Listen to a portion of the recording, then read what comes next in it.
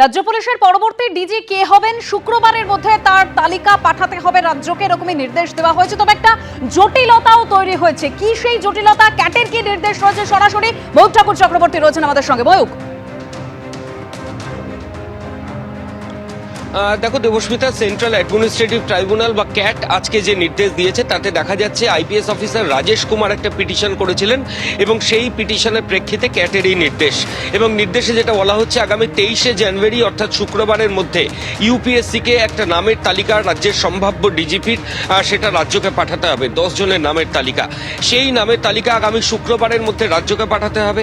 28 জানুয়ারি সেই নামের তালিকা নিয়ে ইউনিয়ন পাবলিক সার্ভিস কমিশন তারা মিটিং করবেন এবং 29 তারিখ তারা রাজ্যকে একটা নামের তালিকা ফেরত দেবেন তারা বিবেচনা করে, এবং সেই যে নামের তালিকা রাজ্যকে দেওয়া হবে সেখান থেকে একজনকে রাজ্যের ডিজিপি করতে হবে। একটা জিনিস ভীষণ ইম্পর্টেন্ট, আগামী 31শে জানুয়ারি রাজ্যের বর্তমান ডিজিপি রাজীব কুমার তিনি রিটায়ারমেন্ট করবেন। তার হবে সেটা নিয়ে একটা বিস্তর জলঘোলা চলছিল। এরই মাঝে রাজেশ কুমারের দায়ের করা এই মামলা এবং তাতে ক্যাটের এই নির্দেশ, এবং ক্যাট এটাও নির্দেশ দিয়েছে যে 2023 সালের 31শে ডিসেম্বর রাজ্যের তৎকালীন ডিজিপি মনোজ মালব্য যখন রিটায়ার করেছিলেন সেই সময় যাদের চাকরি, যে আইপিএস অফিসারদের চাকরি 6 মাস ছিল তাদের নামও কিন্তু বিবেচনার মধ্যে রাখতে হবে রাজ্যকে। ধন্যবাদ ময়ূক। শিয়ালদার ছবি সরাসরি সুকান্ত মুখোপাধ্যায় রয়েছেন আমাদের সঙ্গে। সুকান্ত, দেখো আর কিছুক্ষণের মধ্যে আহমেদ ডেন্টাল কলেজ ক্রস করছে এই মিছিল। আর কিছুক্ষণের মধ্যে মৌলালি ক্রস করার পরে মিছিল ঠিক ডান দিকে এসএন ব্যানার্জি ধরবে এবং সেখান থেকে সুদীর্ঘ 4 কিলোমিটার পাড়ি দেওয়ার পরে তারা ধর্মতলার উদ্দেশ্যে যাবেন। আমরা কথা বলছিলাম যে ধর্মতলার কোথায় তারা যাবেন, তা কিন্তু তারা স্পষ্ট করছেন না। তাদের বক্তব্য যে পুলিশ যেখানে আটকাবে তারা সেখানে অবস্থান বিক্ষোভ শুরু করবেন। ফলত এখন দাঁড়িয়ে প্রশ্ন হচ্ছে যে তারা এই যে আজকে আন্দোলনের শুরুয়াত করলেন সেই আন্দোলনের আজকে শেষ কোথায় হবে, তার কারণ তারা আজকে মিটিংয়ে যেতে পারলেন না। সকাল থেকে যে বক্তব্য তারা বলছিলেন যে তারা মিটিংয়ে না যেতে পারলে তারা কিন্তু বৃহত্তর আন্দোলনে নামবেন, এবং দেখা যাচ্ছে যে ঠিক 6টা থেকে 12টা পর্যন্ত প্রায় 6 ঘন্টা তারা শিয়ালদাতে আবদ্ধ থাকলেন। 12টার কিছু পরে তারা বেরোলেন। গণিত বাজে ঠিক 12টা 18, অর্থাৎ 18 মিনিট ধরে লাগাতার তারা শিয়ালদা থেকে হেঁটে তারা কিন্তু ধর্মতলার উদ্দেশ্যে তারা যাওয়ার চেষ্টা করছেন, এবং এই মুহূর্তে আর কিছুক্ষণের মধ্যে মৌলালি ক্রস করে তারা এসএন ব্যানার্জি হয়ে তারা ধর্মতলা যাবেন।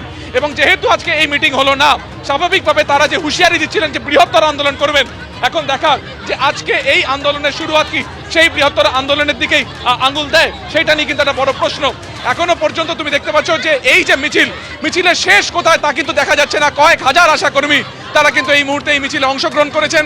যারা বাস থেকে যাচ্ছেন আশাকর্মীরা শিয়ালদার দিকে, তারা বাস থেকে নেমে এই আন্দোলনকে আরো জোরদার করছেন, এবং এই আন্দোলনের যে আয়তন বা পরিমাণ সেটা কিন্তু আরো ধীরে ধীরে বাড়ছে। এখন দেখার ধর্মতলার কোথায় পুলিশ তাদেরকে আটকায় এবং তারপরে তাদের পরবর্তী কর্মসূচি কি হয়। শিয়ালদার মিছিলের ছবি আপনারা দেখতে পাচ্ছেন। কয়েক হাজার আশাকর্মী তারা ধর্মতলার উদ্দেশ্যে এই মুহূর্তে মিছিল করে এগোচ্ছেন। 5 ঘন্টা শিয়ালদা স্টেশনে আটকে থাকার পর তারা বলছেন বৃহত্তর আন্দোলনের কর্মসূচি, অর্থাৎ বৃহত্তর আন্দোলনের সূত্রপাত। অন্যদিকে স্বাস্থ্য ভবনের সামনে ছবিটা দেখতে পাচ্ছেন, ব্যারিকেডের সামনে অবস্থান বিক্ষোভ আশাকর্মীদের। এরই পাশাপাশি হাওড়া স্টেশন থেকেও একটি মিছিল এগিয়ে আসছে কলকাতার উদ্দেশ্যে, সেই ছবিও দেখাবো আপনাদের।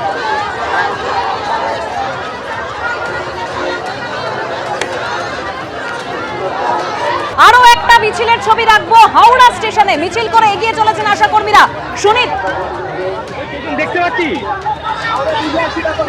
আমার পর্যন্ত তুমি দেখবে। দেখো এই মুহূর্তে যেটা দেখা যাচ্ছে আশাকর্মীরা হাওড়া স্টেশন থেকে এই মুহূর্তে দেখা যাচ্ছে হাওড়া স্টেশন থেকে আশাকর্মীরা বেরিয়ে তারা কলকাতার দিকে তারা রওনা রয়েছে।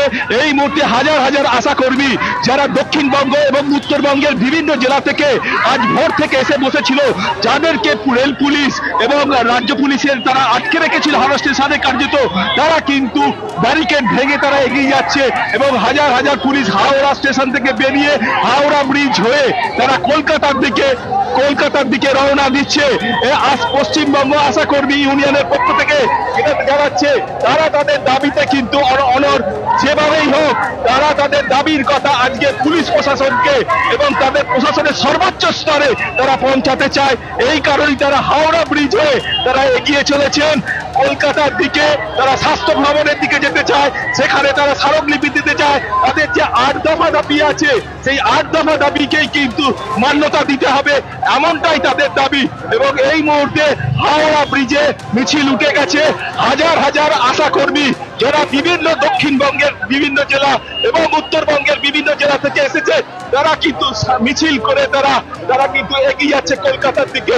তাদের টার্গেট স্বাস্থ্য ভবন, না হলে তারা কিন্তু ধর্মতলায় যাবে। পুলিশকে তারা আগে থেকে জানিয়েছে, পুলিশ অনুমতি দেয়নি। পুলিশের পক্ষ থেকে বলা হয়েছে যেহেতু এই অভিযান কোনো অনুমতি নেই, সেই কারণে তাদেরকে বাইরে বেরোতে দেওয়া হবে না। কিন্তু আশা কর্মীরা যেভাবে ভিড়ে বাড়ছিল, তারা স্টেশনের মধ্যেই তারা মিছিল করতে চায়, তারা ধর্নায় বসে যায় এবং ঘন ঘন স্লোগান দিতে থাকে। তার প্রেক্ষিতে কিন্তু এবং পরে যে মহিলা পুলিশ দিয়ে তাদেরকে ঘিরে রেখেছিল, সেই ব্যারিকেড ভেঙে তারা কিন্তু এগিয়ে যাচ্ছে। এই মুহূর্তে হাওড়া ব্রিজ দিয়ে পশ্চিমবঙ্গ আশা কর্মী ইউনিয়নের যারা কর্মী, যারা আশা কর্মী, তারা কিন্তু এই মুহূর্তে হাওড়া ব্রিজ হয়ে সোজা এগিয়ে যাচ্ছে, মিছিল যাচ্ছে কলকাতার দিকে। আমরা একটু কথা বলে নেব। এই মুহূর্তে হাওড়া ব্রিজ দিয়ে মিছিল যাচ্ছে, আপনারা দিদি কোথায় যাচ্ছেন?